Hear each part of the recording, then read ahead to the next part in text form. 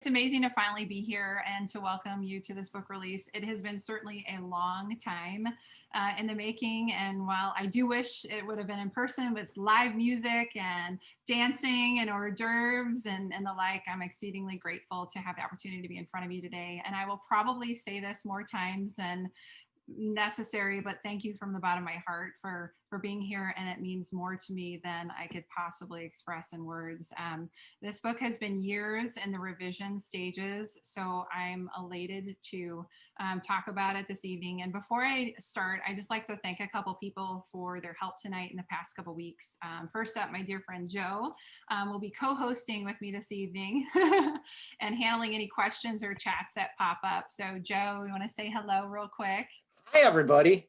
So if you have any questions, you're welcome to just throw it in the chat to just him or everyone.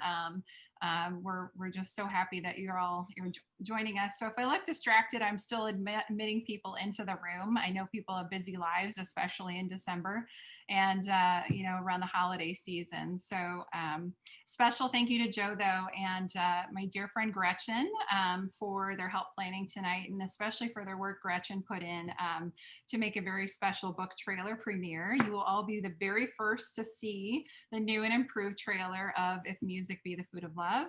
I know many of us have been bombarded with the Zoom etiquette this year than we ever wanted to, but just to help with the flow of the evening and reduce background noise, just be sure to stay muted so everyone can hear me. I've definitely unmuted myself on accident before. It's pretty embarrassing, so things do happen. I completely understand. So without further ado, is everyone ready to see the new and improved book trailer? I always say thumbs up to my students. Yeah, see? We got a thumbs up already. So I'm going to share my screen with you, and I hope that you have your popcorn and maybe a nice cold beverage here, and I'll keep continuing to admit people in. So here we go. New and improved book trailer.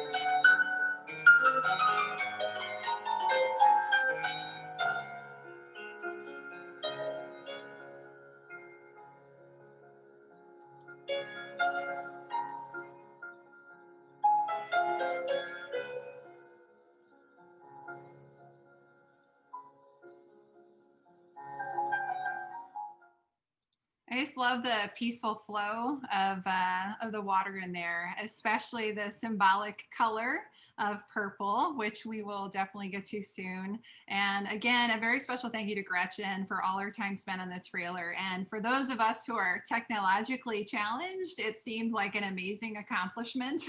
But for those special marketing / MBA types, it's a walk in the park. And I am very blessed to have several friends with those particular skill sets giving me advice and feedback. So thanks to her. All right, so here we go. I am going to walk you through a little timeline for the evening, starting with why we're here tonight. Then we'll have the paperback drawing for anyone who liked, shared, or commented on social media for me the past couple weeks. And thank you to everyone who helped promote tonight. I'll then move to another key bullet of why there's a second edition, followed by a little Q&A. And if you would, please send any questions directly to Joe so he can moderate for me. That would be wonderful. And after the drawing, we'll have 3 little excerpt readings from the novel. And then at 7:30, we'll welcome our special mystery guest, which I am over the moon elated to have with us, followed by another Q&A for our guest. And then the last 10 minutes, we'll have a little music trivia to be entered into the hardback drawing. So the fun of this is why we're here tonight and where the game begins. I'm going to ease some music into the background right now. And this playlist you are going to hear and what you heard on the little trailer, you'll want to pay attention to because there will be 3 music trivia questions related to the songs you hear. And if you're the very first person to answer the trivia question in the chat correctly on that particular question, Joe will enter you into the final fishbowl. Now, all the songs in this playlist are featured in parts of my novel, so I hope to put you a little bit in the mood for a good read. And we checked the volume earlier, but if for some reason you can't hear it, or it probably will weave in and out, which is probably give you enough to just hear a snippet here or there, but hopefully you can hear it. So, all right. So let me begin with the most poignant question I can answer, which is, why are we here? How did this writing journey begin for me? And as they say, the best stories are inspired by real life events. And well, if music be the food of love is no exception. The novel is considered, of course, romantic historical fiction, but I can tell you there's a cause and a backstory for each character in my book. In early 2010, I was approximately 8 or 9 years into my teaching career and mother of 2 young children, both under 4 years of age. My grandmother was roughly 10 years into a dementia diagnosis of Alzheimer's at the time and being treated at Barnes Hospital with pneumonia and an infected bed sore. And when I went in for a visit, she was resting peacefully in her bed, and I sat down beside her bed and gently just started patting her legs and massaging her hands and trying to project her name several times. And sadly, nothing worked. 10 minutes passed, still trying, and nothing happened. And I had one thing left. You see, my grandmother was a wonderful musician. She had a beautiful soprano voice, played piano, and earlier in life, the violin as well. Well, knowing her love of music, I started singing a song she might recall, Judy Garland's version of Dreamland.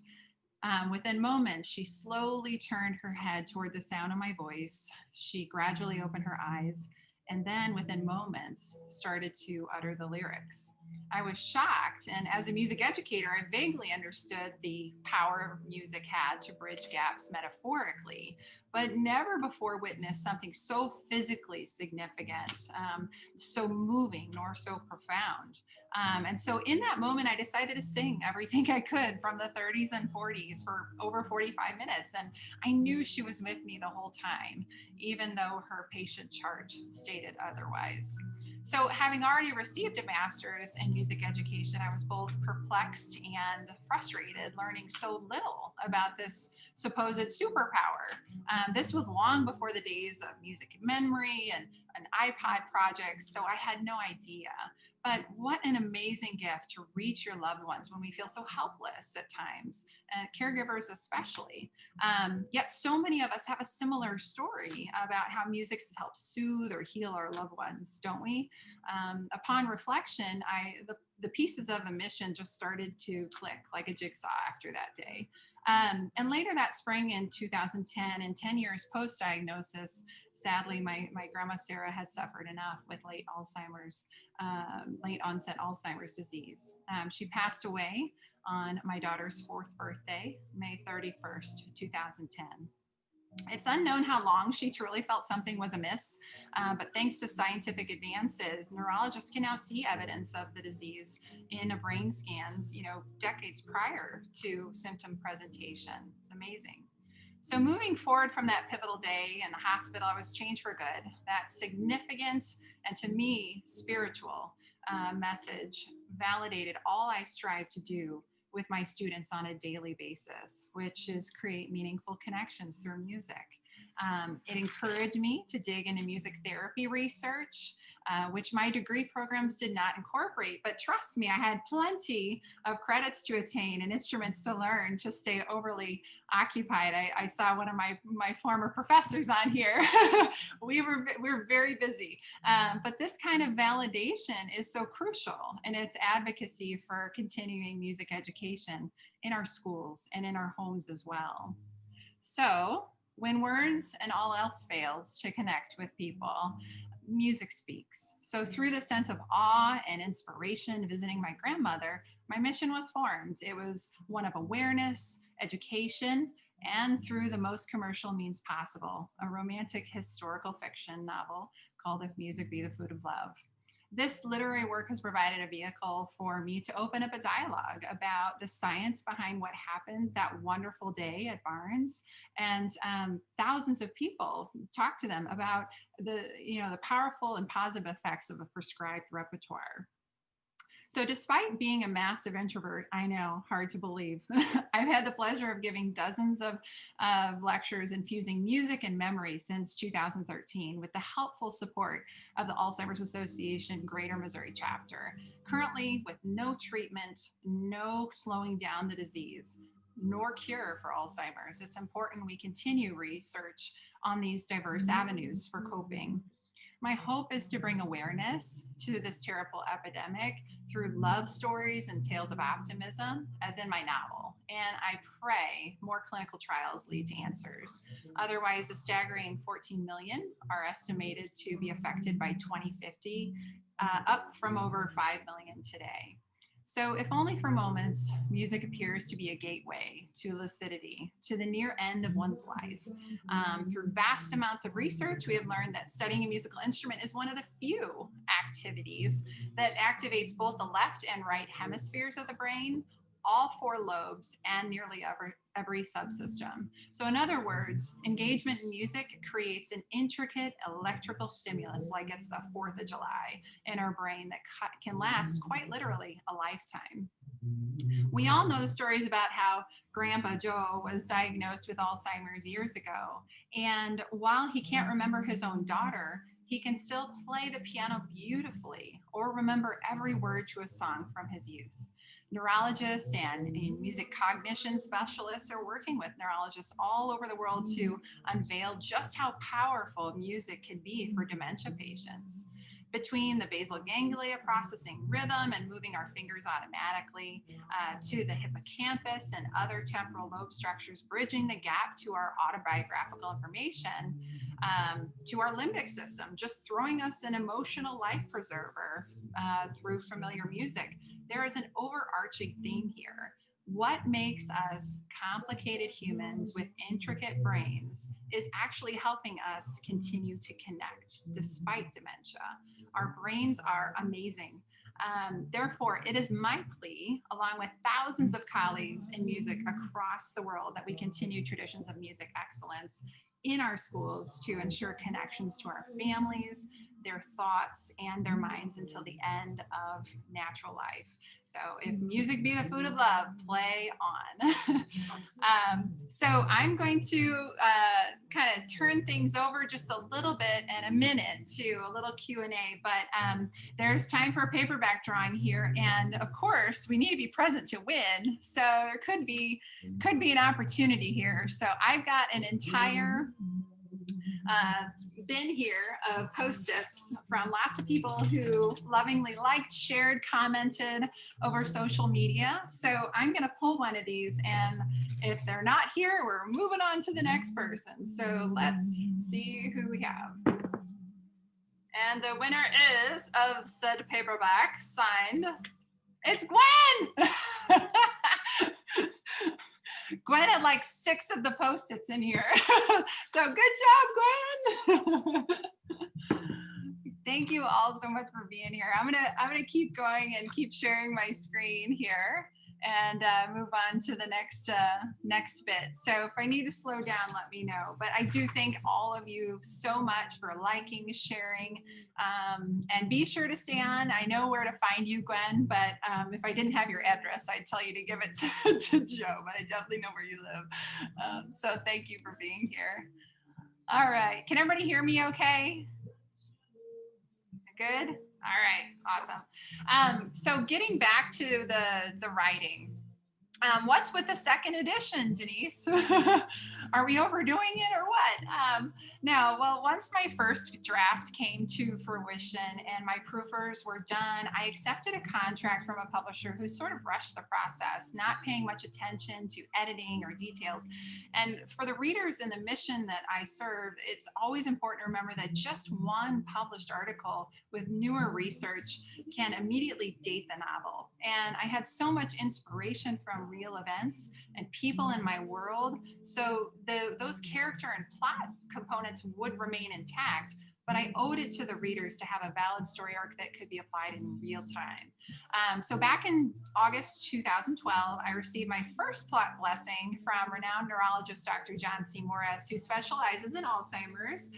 Dr. Morris is a distinguished professor of neurology, pathology and immunology, physical therapy and occupational therapy at Washington University School of Medicine. He's also director of the Knight Alzheimer's Disease Research Center here in St. Louis. I could go on, but his credentials are like, we'd be here all night. And so he's a kind, gentle soul. And when we sat down, it was quite, I felt so honored, but it was quite evident that he is not only invested in every case encountered, but each individual he meets and their personal stories. And so after plowing through my plot, he then asked me if I knew of such a scenario, and to which I responded no. And I think he was genuinely disappointed. It's like, the science, he wanted to dig further into the backstories and everything and dig into that research. But I did walk out of Dr. Morris's office on cloud nine, excited to have covered all my bases. And just to be sure, just really sure with the plot review and resolve, I sent a portion to Dr. Randall Bateman, and is another distinguished professor of neurology at WashU School of Medicine. He's also the director of the Dominantly Inherited Alzheimer's Network, or DIAN, and director of the DIAN Trials Unit, which DIAN covers the early onset aspect of Alzheimer's. But Dr. Bateman was ironically a parent in my band program at the time. Small world. But he and his wife were huge supporters, and I can't thank him enough. So fast forward to 2016, my publishing company crashed. And while I legally owned my copyright, I felt so compelled to spend the time editing, reshaping, and finally restructuring the work for the 21st century reader. As a teacher, I knew attention spans were shrinking not only for my students, but for people living in a high-speed tech world. So therefore, variety and timeline rotation was key to providing a quicker, more intriguing read. In addition, I remembered someone once told me, you don't need to spend an entire paragraph on describing a lampshade. So it was time to strip things back to the studs, so to speak, in the writing itself. And finally, the scientific details needed a polish in order to, for the novel to stand the test of time, which was to come later. So unfortunately, several personal and professional roadblocks left very little time to visit the novel, even when I found a new publisher, Stellar Press. Getting the PDF back to bare bones was a huge process, and to begin editing again, just to start it. Personally, I'd already been trying to balance raising two beautiful children as a single mom, while professionally, things were literally catapulting forward in 2017. Our middle school band students were honored and selected to perform at the State Music Teachers Convention. I was chosen to perform as a flautist in a side-by-side concert at the St. Louis Symphony Orchestra. That was a lot of practicing. And later that same year, assumed a new lead band position, consuming much of 2018.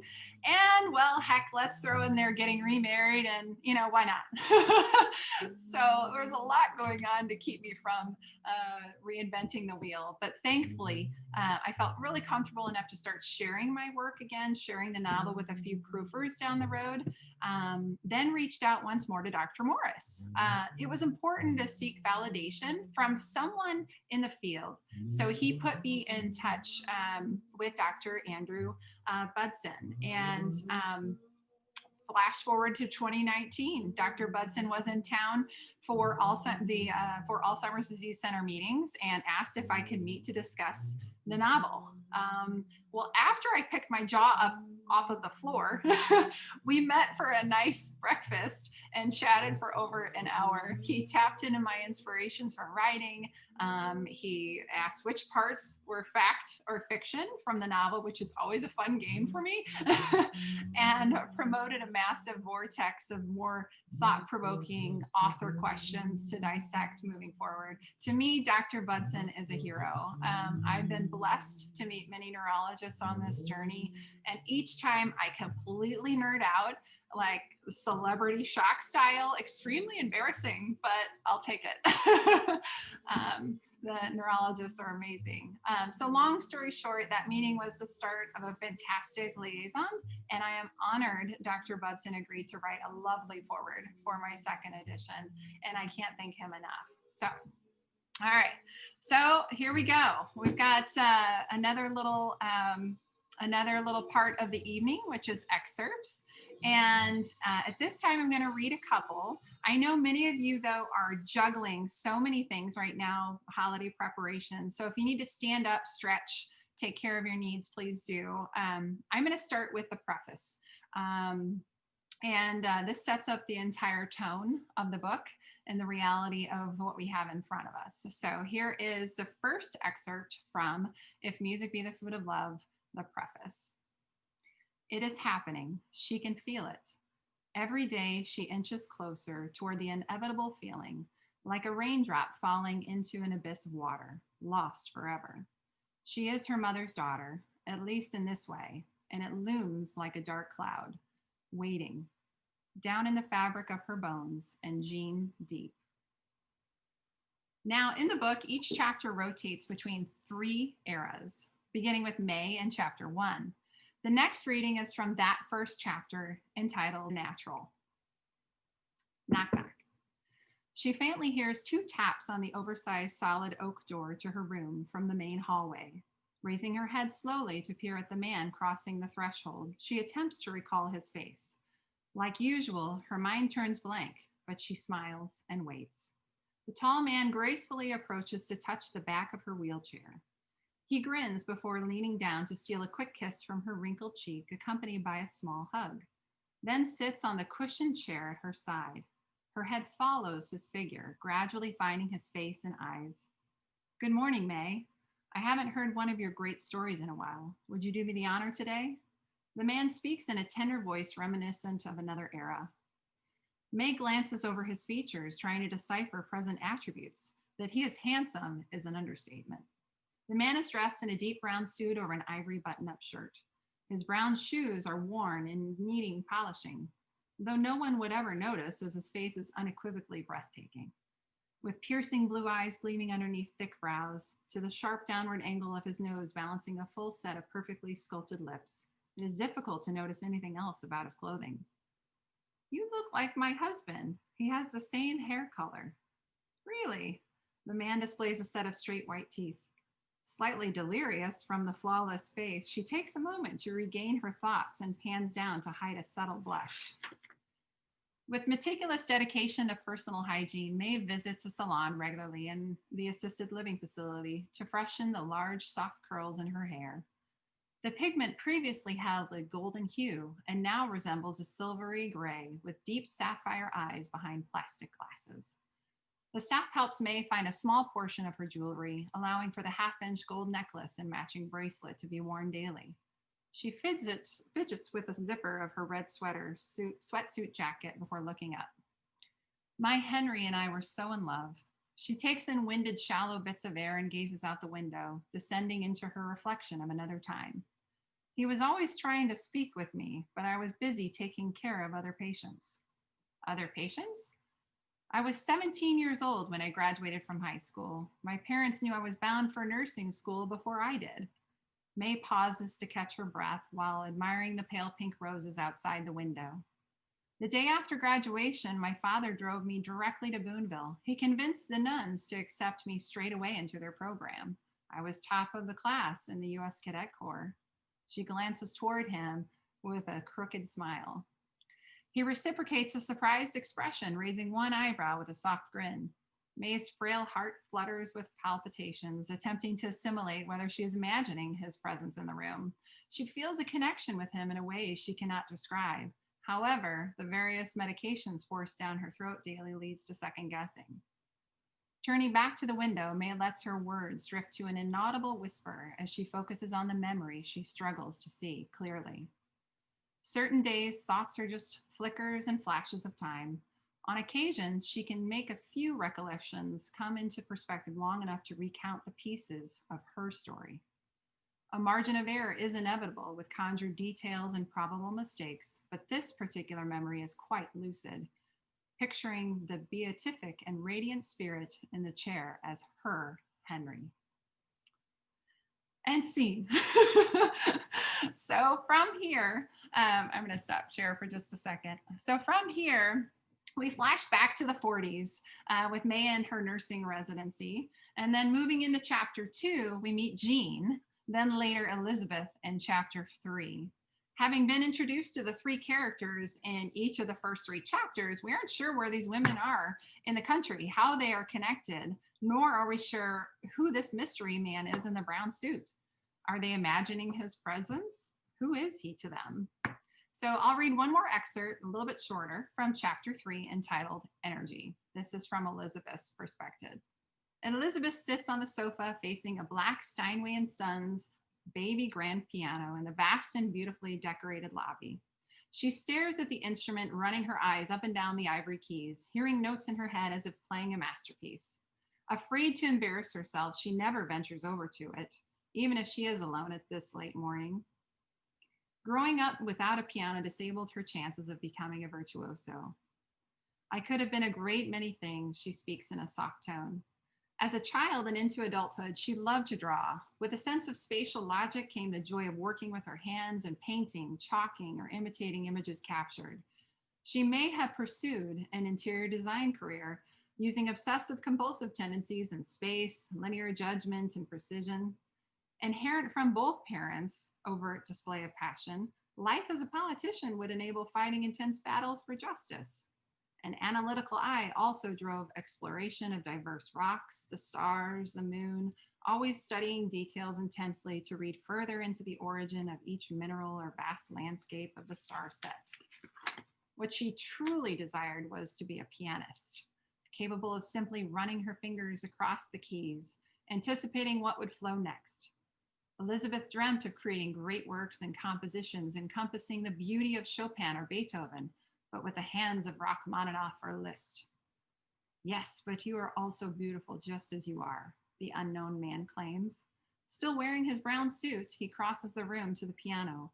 He sits on the glossy bench facing her and expresses a breathtaking smile and wink before turning to play. Elizabeth looks at him in shock, recognizing his talent and the piece within the first notes. It is significant, yet she cannot recall why. Her heart races in her chest while gazing at this man. Who is he? She's frustrated by the questions. As the music continues on, Elizabeth relaxes and drifts with it, seeing vague scenes flash in her mind. Peering down at her soft, smooth hands, she notices a wedding ring and closes her eyes. All right, so that is it for the excerpts. But I am very excited to introduce our mystery guest this evening. I'm sure many of you have already guessed already, perhaps by perusing the Zoom faces, but would everybody please welcome Dr. Andrew Budson with a wave, thumbs up, or hello in the chat. Andrew E. Budson, MD, is Chief of Cognitive and Behavioral Neurology, Associate Chief of Staff for Education, and Director of the Center of Translational Cognitive Neuroscience at the VA, or Veterans Affairs Boston Healthcare System, Associate Director for Research at the Boston University Alzheimer's Disease Center, Professor of Neurology at Boston University, and Lecturer in Neurology at Harvard Medical School. He is also the medical director of the Boston Center for Memory. He has published over 100 papers, reviews, and book chapters, and is a reviewer for more than 40 journals.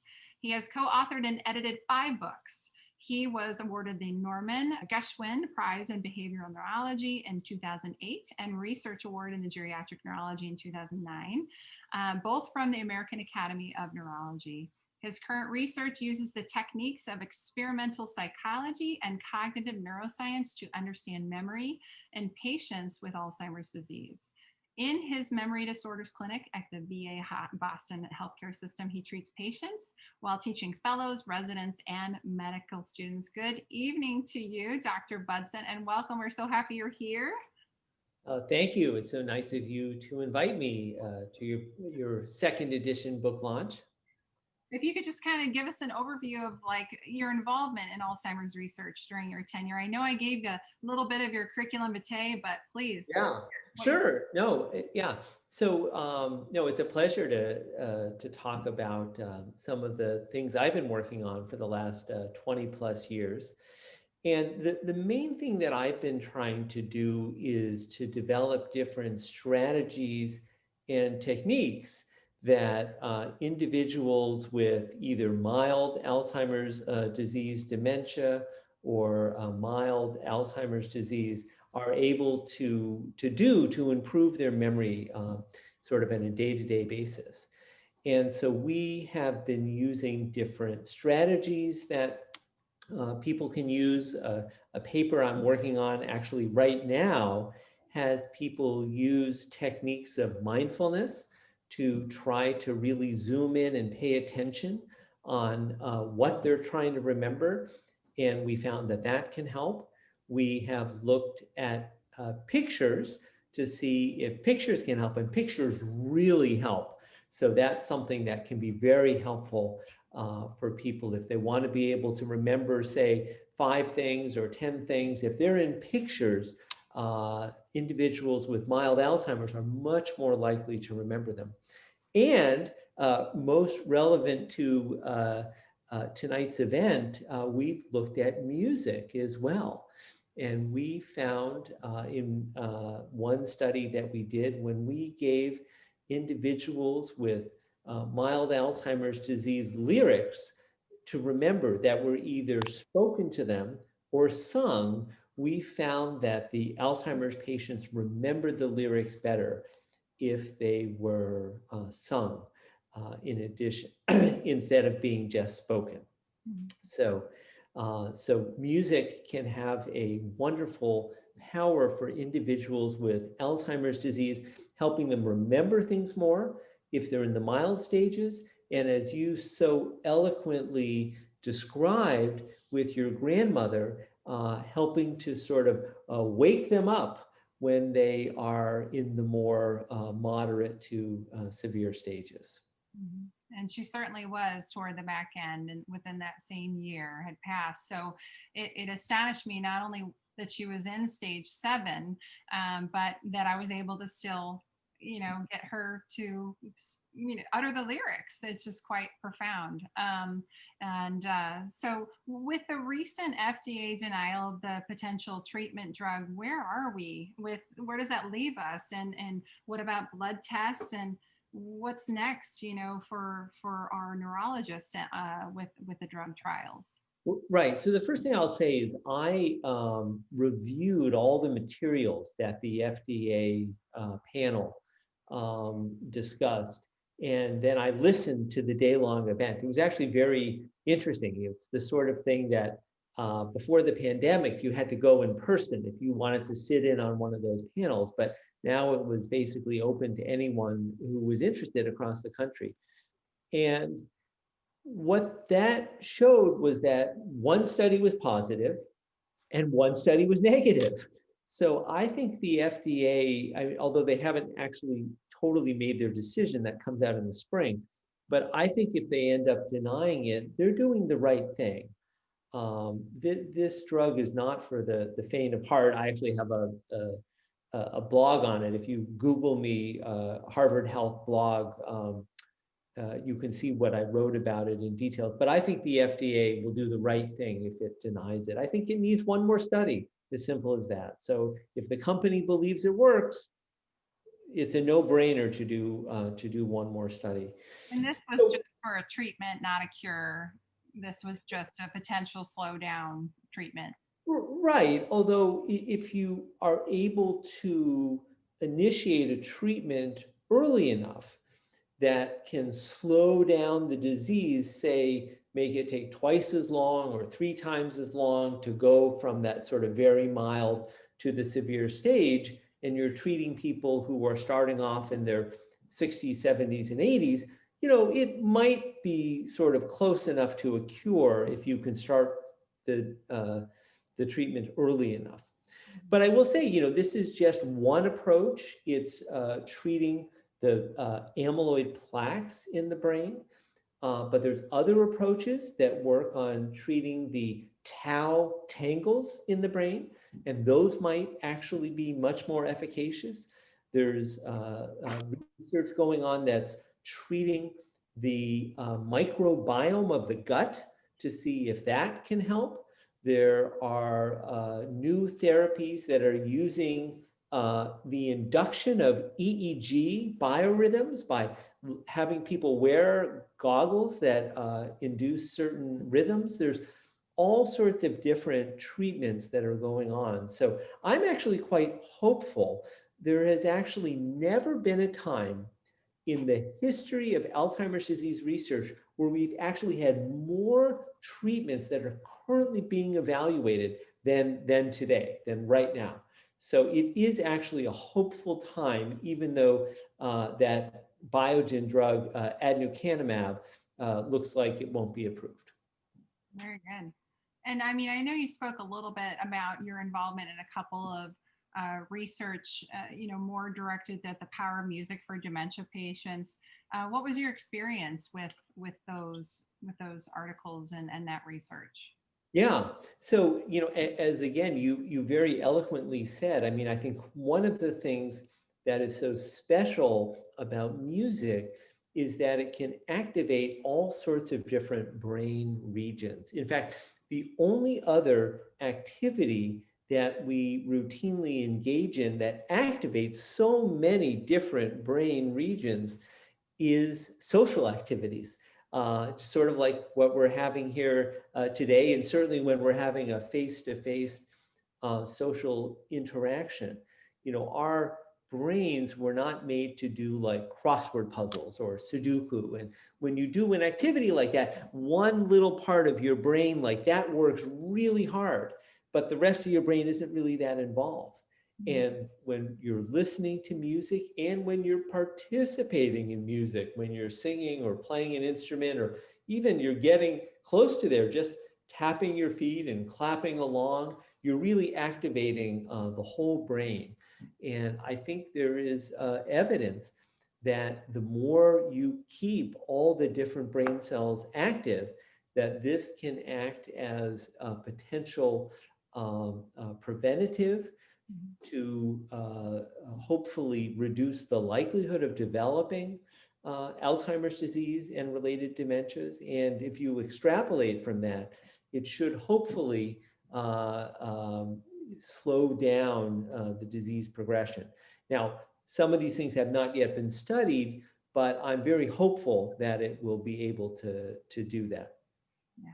That's why we talk about this with our students all the time, is that by the second they're getting smarter, it's like their brain's doing push-ups every time they engage in learning their instrument, and to equally tell their parents it's never too late, because those parts of the brain, activating those can be a far healthier substitute for any sort of workout even. so I know that we had a couple questions come, and I definitely want to yield to a couple of the questions for you. But what was your rationale in becoming involved in a fiction like like mine? Like, if music be the food of love, why would this work be important? So I think it's really important. So the other way that I'm involved with Alzheimer's research is I head the education efforts at our Boston University Alzheimer's Disease Center. And although there are plenty of people who will learn information about Alzheimer's disease from sort of a regular sort of straight narrative book, there are lots of people that don't want to pick up a book like that, but they would be happy to pick up a novel. And so one reason books like yours are so important is because it helps to get the message out and explain and demystify and destigmatize Alzheimer's disease for a whole bunch of people that otherwise wouldn't hear about it. And the other reason that I think your book is so important is that even if somebody knows all the facts, that doesn't necessarily help people deal with the emotional impact of this disease because it really is devastating. And there's a lot of denial that goes on. And I don't mean it's that people are sticking their head in the sand. What I'm saying is like, it's just hard and it's heartbreaking to see your loved one deteriorating and you don't want to let them go and you don't want to start treating your spouse or your parent as if they're a patient or as if they're impaired, because you want to still think of them as the strong, competent people that they were. And your book really helps people to sort of come to terms with some of these difficult issues. So it's one of the reasons I was so pleased to read through your book and provide some comments. I'm excited that you did. And so I have one question before our last one from Nally. She asks, how has COVID impacted those fighting Alzheimer's in their respective communities? Yeah, I will tell you, it's really terrible. And the reason it's terrible is because in order to keep people safe, anybody who's living in a facility needs to be isolated. And it's not good for people, it's not good for anyone, right, to be isolated. And it's especially not good for people with memory problems and Alzheimer's and dementia to be isolated. So it's very, very hard. Mhm. It's a hard, it's a hard disease. And I don't want to go on or I'm going to really bum everybody out, but it's a hard disease. The COVID is just devastating. So we all need to play more music and do what we can to help keep people, engaged and happy and doing fun things throughout this pandemic. Yes. So what's next for you, Dr. Budson? What's on your daily Yeah. card moving forward? Well, yeah. So as I think you mentioned, so I've written a couple books. The one that I think the people here would be most interested in is my 7 steps to managing your memory. What's normal, what's not, and what to do about it. So, and I have another book that's coming out this fall, September 1st, called 6 Steps to Managing Alzheimer's Disease and Dementia, a Guide for Families. And so this is a book that I wrote for people whose loved ones are in the moderate to severe stages of Alzheimer's disease to help them understand and how to deal with all the problems that come up. And taking a page out of your book, I have woven stories into both of these books. It's not a novel in itself, but I have little stories that you can keep up with the characters throughout the books. Power of anecdote, right? Absolutely. Does anyone have any other questions before we move on to the music trivia for Dr. Budson? I can't describe how grateful I am to you for all you do in this field, Dr. Budson. Anyone who has lost a loved one, been a caregiver, or been in the front lines of this disease is just grateful and indebted to you. And I thank you so much for being here and endorsing this work with your forward, and just being a guide for others. You're an amazing individual. Well, I want to give that right back to you. I think we all play an important part. I think your part in terms of your advocacy work, your novel, your devotion to music and spreading the word about how music can be helpful. It is so important. We're all playing important parts. Yes, thank you. And any last minute questions, feel free to unmute and ask away in the last minute or so for Dr. Budson. And if not, that's okay. We might come back around to you after we do a little music trivia. So I know that there's a couple questions for me as well, and I'm definitely going to get to those. So are we ready? See if we've got some music chops here. So the goal is to be the first to answer each question correctly in the chat, and then you get to be entered to win a signed hardback. So hopefully you've been paying, I stopped the music when I started the excerpts, but hopefully you paid a little bit of attention to the clues on social media this week. I posted about 4 music clues with the YouTube videos. So hopefully that will help if you couldn't hear the music very well. So here we go. Question number 1.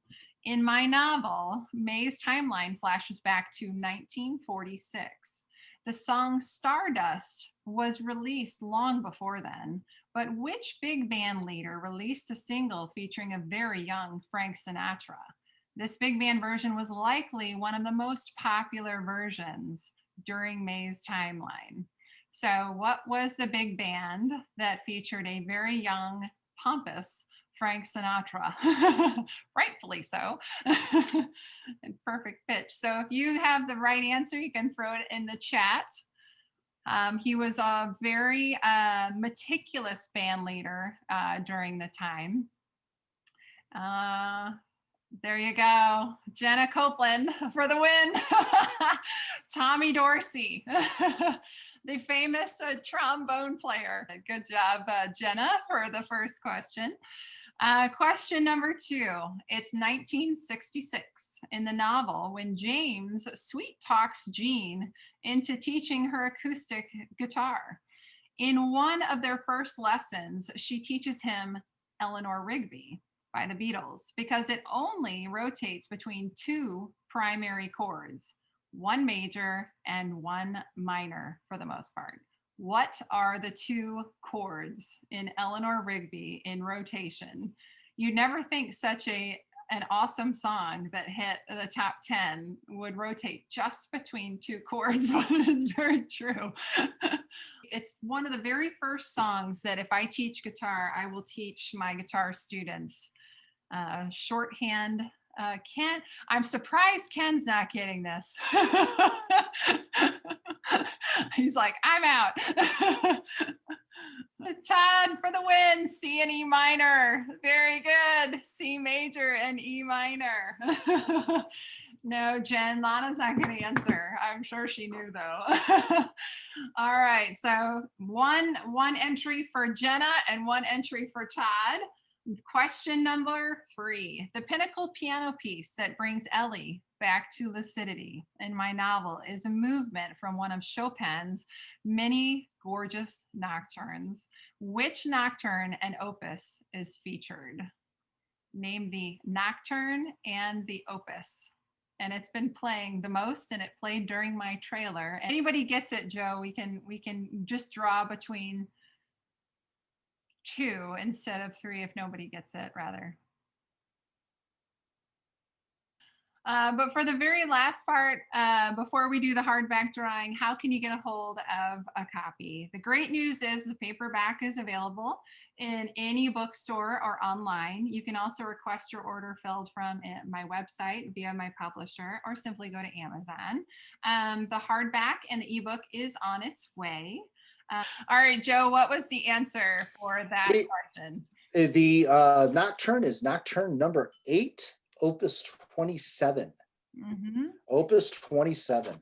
All right, so we've got 2 pieces of paper, one for Jenna and 1 for Todd. Joe put them in his little draw baggie. Let's see who gets it.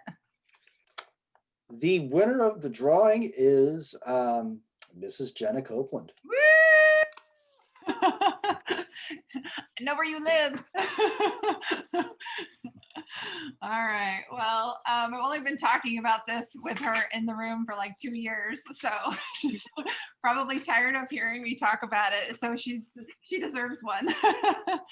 Jenna is my right and my left hand sometimes at school as a band director with me. So I very much appreciate all she does. So before we sign off here, I want to just take any last minute questions. I know we had a couple, but I want to thank everyone again for every ounce of support. It has meant so much to me.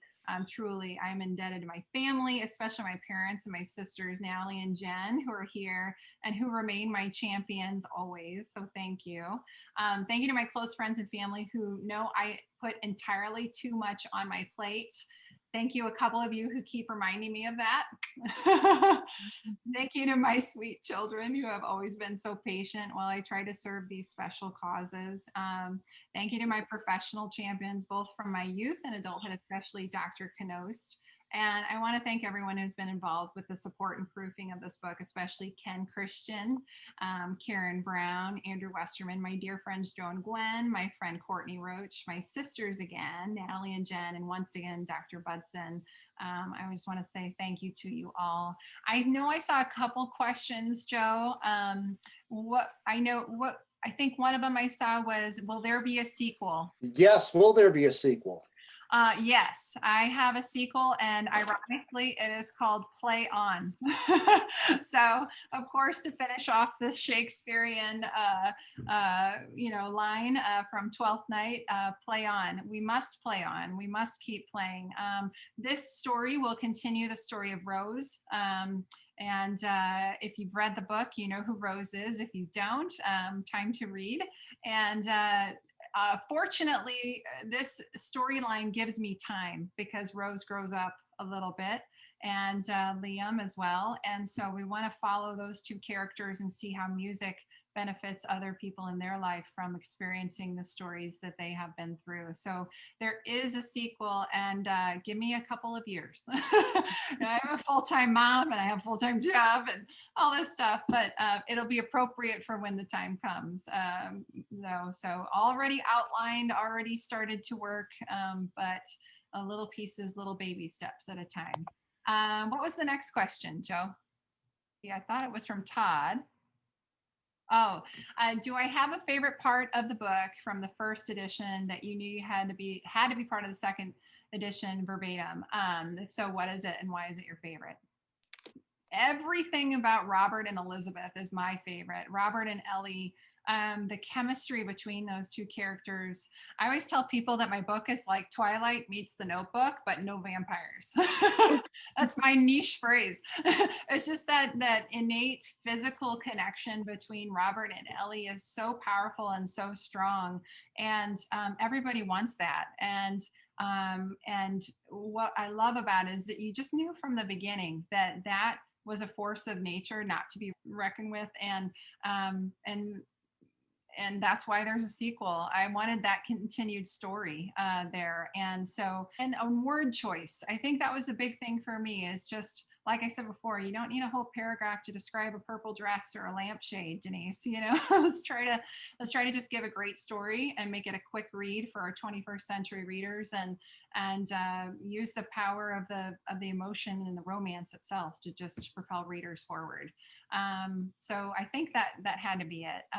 It's interesting to where sometimes a character takes you, and I think we all want to see the best of the characters that we're writing, but also realizing that we're all human. And I think the strong suit here is the dialogue, and especially the intense dialogue between Robert and Ellie toward the end, when Ellie was realizing that where things were going.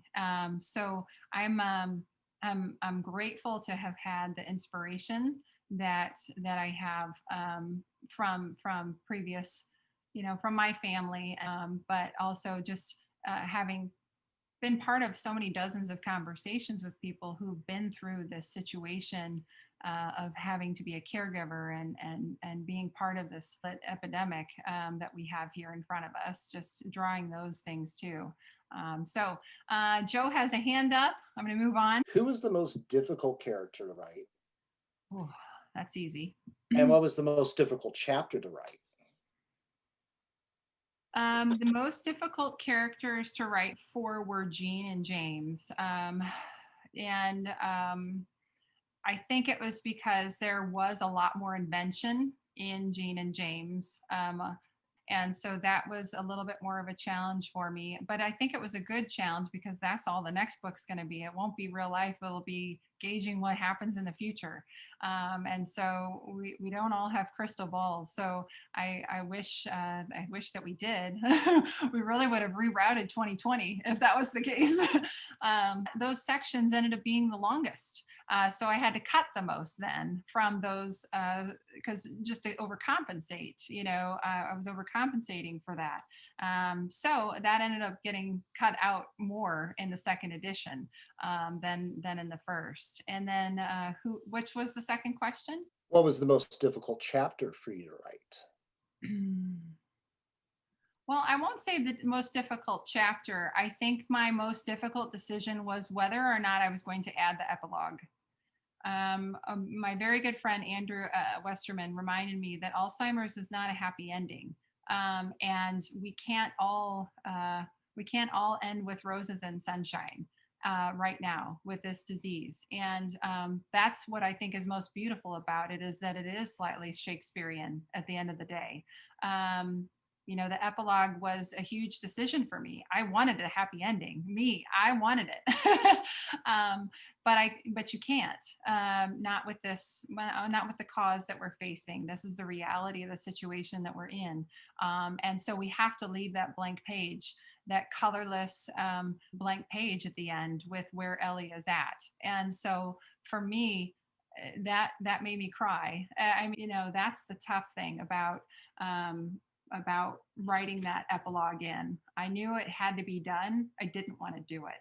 And I think that that's what the authors face all the time, in this certain situation. So that's a really good question. And so I hope I've answered all of the questions that you guys have. I've kept you over by 7 minutes. I want to respect your time, but I also, again, just want to most ardently thank you for being here tonight. Thank you, Dr. Budson, again. I love you all, and best wishes. Everybody have a wonderful evening, and thank you so much again. And thank you, Joe, and my family, and everybody. All right, everybody, You take care. too. Love you. Love you guys. Thank you, Denise. Love you.